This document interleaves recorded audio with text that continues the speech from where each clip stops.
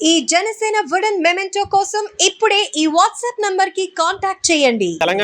Telangana Janasena party నాయకులందరూ కూడా ఇక్కడికి రావడం జరిగింది.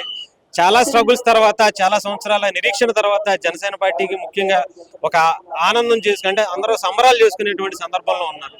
అన్న, ఎలా ఉందండి, మీకు ఎలా అనిపిస్తుంది? ఈ 10 ఏళ్ల నిరీక్షణ తర్వాత జనసేన పార్టీ అధినేత పవన్ కళ్యాణ్ గారు కూడా ఈ సభలో ప్రమాణ స్వీకారం చేయబోతున్నారు. ఎలా అనిపిస్తుంది?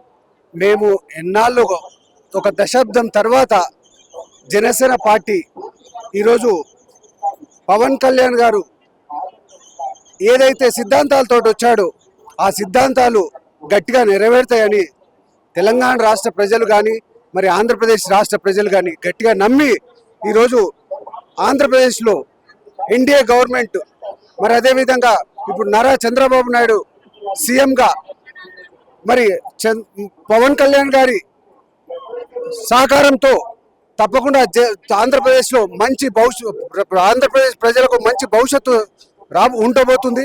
మరి అదేవిధంగా జనసేన పార్టీ ఏ సిద్ధాంతాలతో వచ్చిందో ఆ సిద్ధాంతాలకు తప్పకుండా కట్టుబడి ఉంటుంది.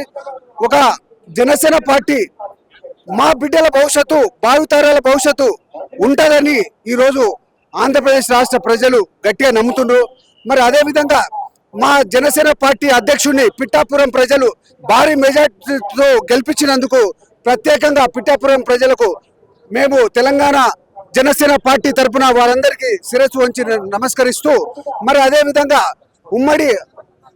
ఉమ్మడి అభ్యర్థులుగా గెలిచినటువంటి ప్రతి ఒక్క జనసేన పార్టీ ఎమ్మెల్యేలకు, మరి అదేవిధంగా టీడీపీ ఎమ్మెల్యేలకు, ఎన్డీఏ అయినటువంటి ఎమ్మెల్యేలకు, ఎంపీలకు అందరికీ భారీ మెజార్టీతో గెలిపిన వారికి అందరికీ శుభాకాంక్షలు. అయితే ముఖ్యంగా పవన్ కళ్యాణ్ గారి గురించి చాలా మంది అంటే అసెంబ్లీ గేట్ కూడా తాకనివ్వను అని చెప్పి ఎవరైతే మాట్లాడారో ఈసారి వాళ్ళందరూ కూడా ఓడిపోయిన పరిస్థితి కనిపించింది. ఎలా ఉందన్న? నిజంగా ఇది ప్రజాస్వామ్యం బతికిందని మేము గట్టిగా నమ్ముతున్నాం జనసేన పార్టీ నాయకులు, కార్యకర్తలు అందరం.